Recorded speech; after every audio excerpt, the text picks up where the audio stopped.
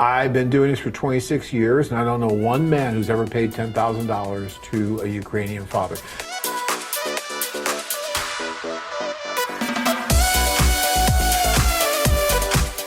Hi, John. I understand from sources on the ground in Ukraine that if you apply for a K-1 visa for your fiancé who has a child, there is a release form that has to be signed by the biological Ukrainian father. The common scenario has been that the biological father demands a $10,000 settlement per child, and that has to be paid before he will sign the release. Typically, there's a Ukrainian attorney involved. Were you aware of this legal detail? Thank you for your response. Bradford, I've been doing this for 26 years, and I don't know one man who's ever paid $10,000 to a Ukrainian father. I love all these, like these rumors and these things that are out there.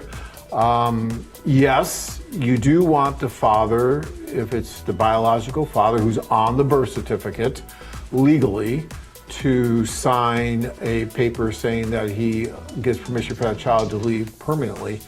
Although, as far as I know, it's not required any longer by the United States government. It used to be required by the U.S., and they stopped requiring it several years ago, as far as I know. You want to check with your lawyer about that, but I don't. But even if it's not required, I would absolutely positively have the father sign that.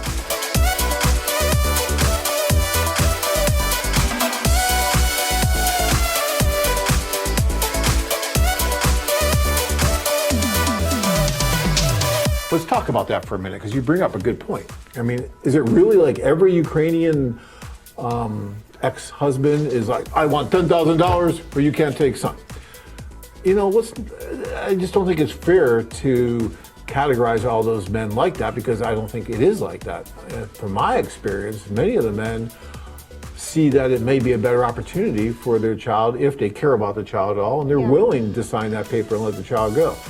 If someone decides that he may want to try and profit from it, chances are then that he wasn't really assisting with the father and wasn't as a father, and really wasn't much of a help in that child's life, and probably was not paying his fair share of financial support, which legally he is supposed to do in the Ukraine, and there is recourse that the woman can bring against that person for not providing that kind of legal financial support like you would in the United States.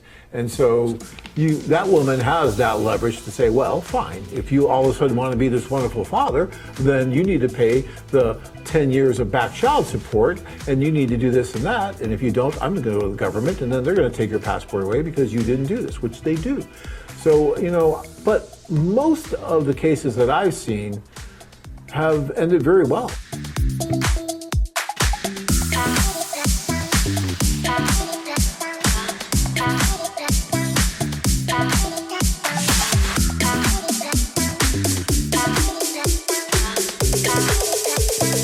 In most cases, father is not even involved in a kid. That's true too. That's very sad to say, but after divorce, in most cases, the woman will have a child and that father is out of picture.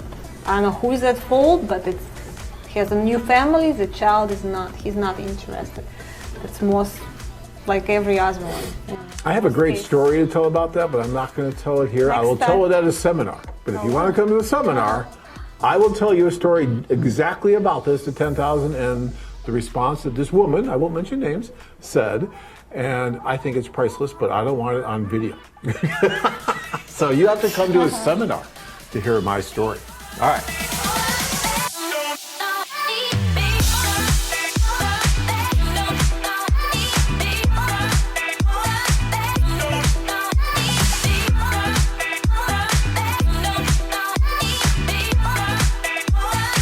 Join men from all over the world as they take a trip and find their future brides.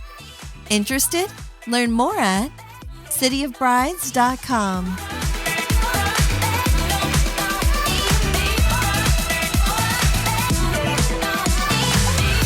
If you enjoyed this video, be sure to give us a thumbs up and subscribe to our channel. Then click on the notice bell to get notified every time we add something new.